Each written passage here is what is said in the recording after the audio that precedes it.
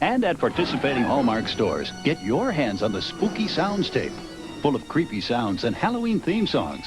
$1.95 with any $5 Hallmark purchase, only at participating Hallmark stores.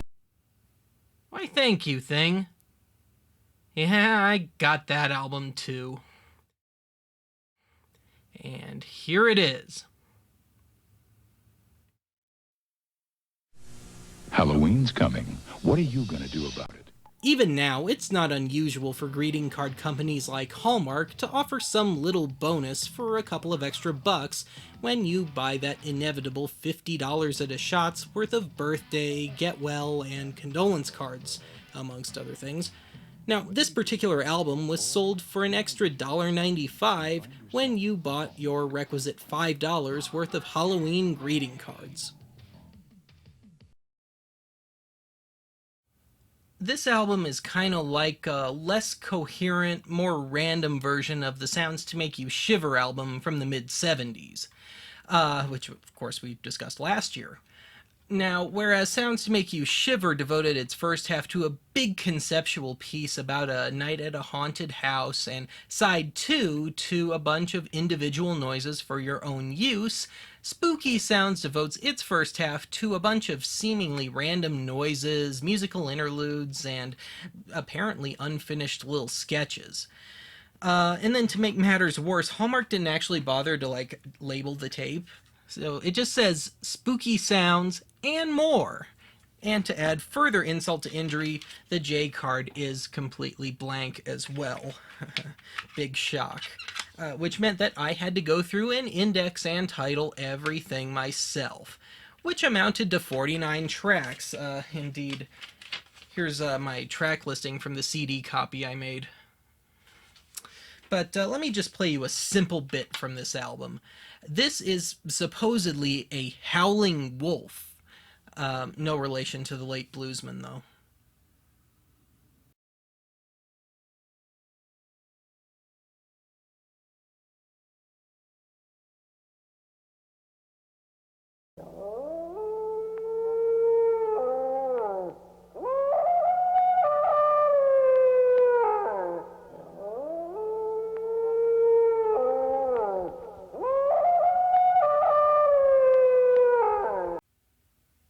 At least I think that was supposed to be a howling wolf. Well, that leads me to the greatest issue with this album. Because it's, frankly, not terribly well made, and because it's so completely random, you really don't know what the hell you're listening to half the time. So with that, I figured we should play a few rounds of a little game that I like to call Your Guess is as Good as Mine.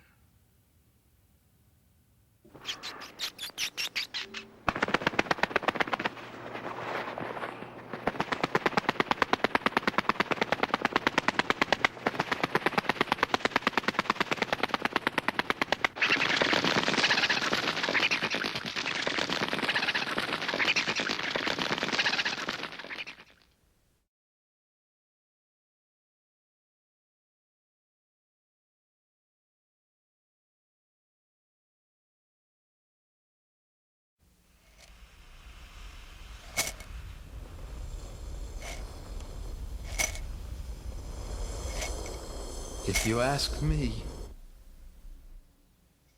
It's too quiet out there.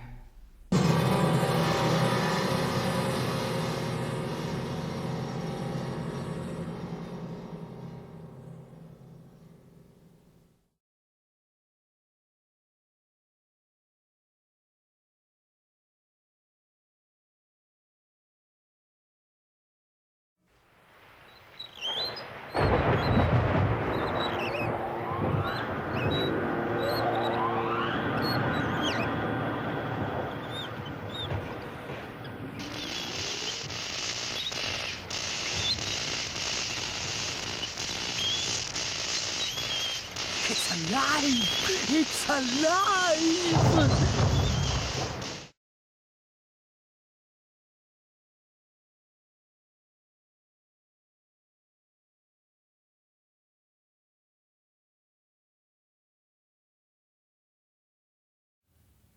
But what earns this record's keep with me are a handful of those, what I like to call why not moments.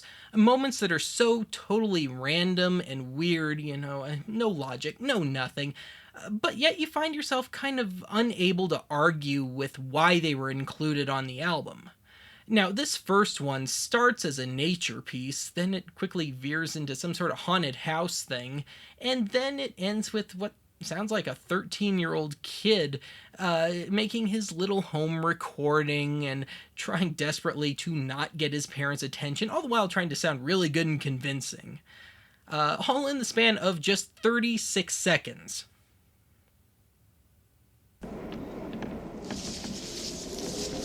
This house is haunted. Enter only at your risk. You'll be sorry.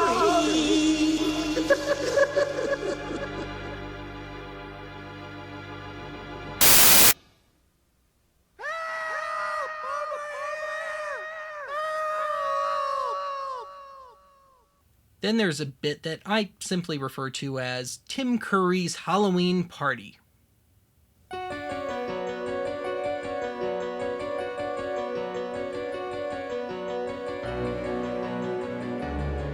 Welcome.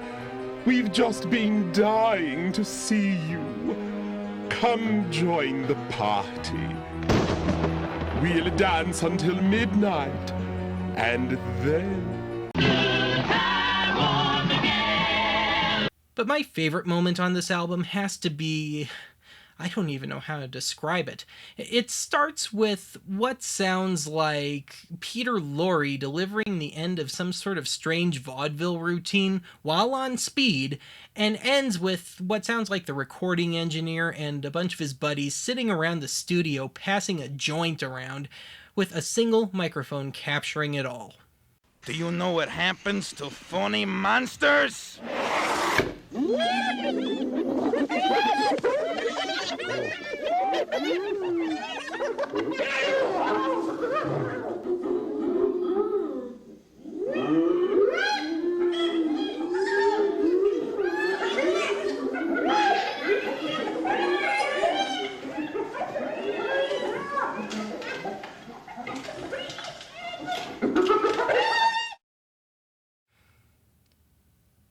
Oh yeah, I almost forgot. We haven't discussed side 2 of this album. It doesn't really quite measure up to side 1. On side 2, you've got a batch of 6 very distinctly late 80s sounding sound-alike covers of various stereotypically Halloween tunes like Ghostbusters, imagine that, the Monster Mash, and the theme from the Addams Family. Now, when you've got something like the theme from the Addams Family, it's very short, and, they drag it out. I mean, they really drag it out. But when they get something like Ghostbusters, which is already like 4 minutes or so, for some reason, they even turn that into just some sort of weird jam session. Who you gonna call?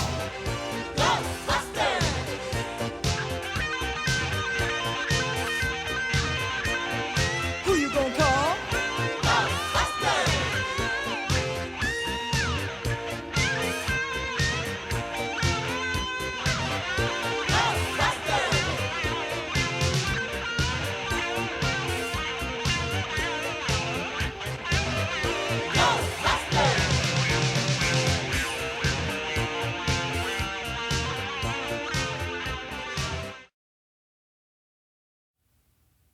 Now, there is one original tune on here, and it's so imaginatively titled.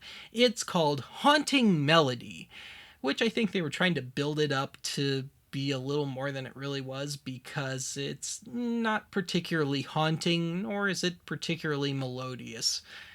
So let's end this mini-sode on that all-too-appropriate note. Happy Halloween, gang, and save a Tootsie Roll for me. And the trick-or-treaters have arrived, too. See you next time on the Oddity Archive.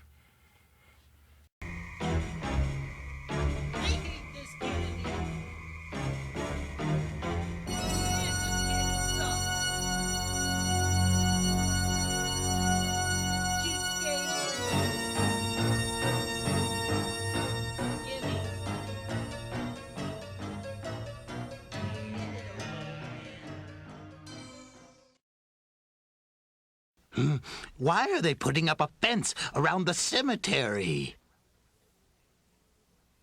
Because people are just dying to get in.